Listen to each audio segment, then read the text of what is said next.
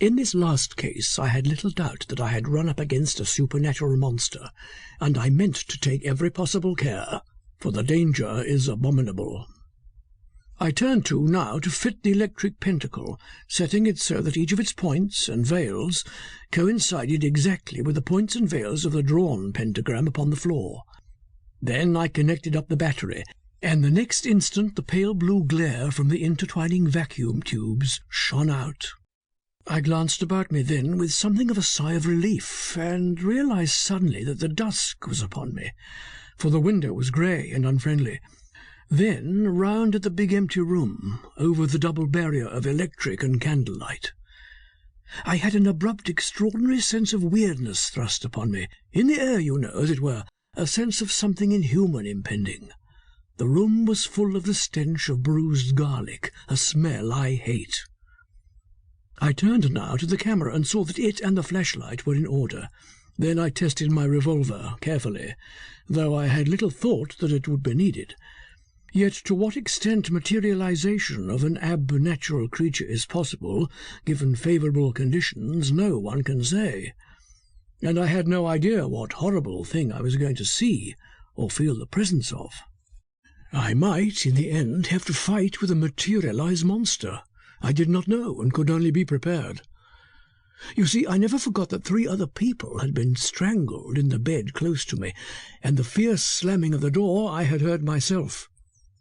I had no doubt that I was investigating a dangerous and ugly case. By this time the night had come, though the room was very light with the burning candles, and I found myself glancing behind me constantly, and then all round the room. It was nervy work waiting for that thing to come. Then suddenly I was aware of a little cold wind sweeping over me, coming from behind. I gave one great nerve thrill, and a prickly feeling went all over the back of my head. Then I hove myself round with a sort of stiff jerk and stared straight against that queer wind.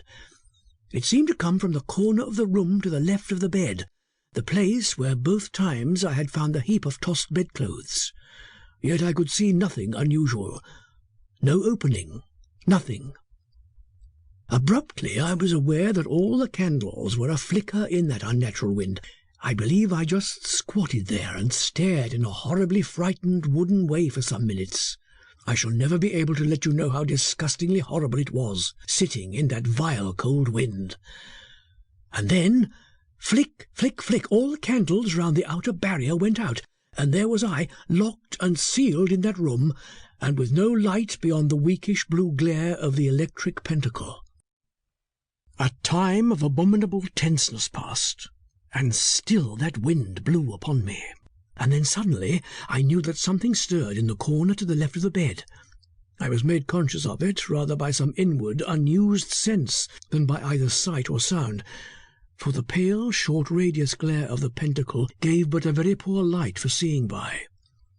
Yet as I stared, something began slowly to grow upon my sight, a moving shadow,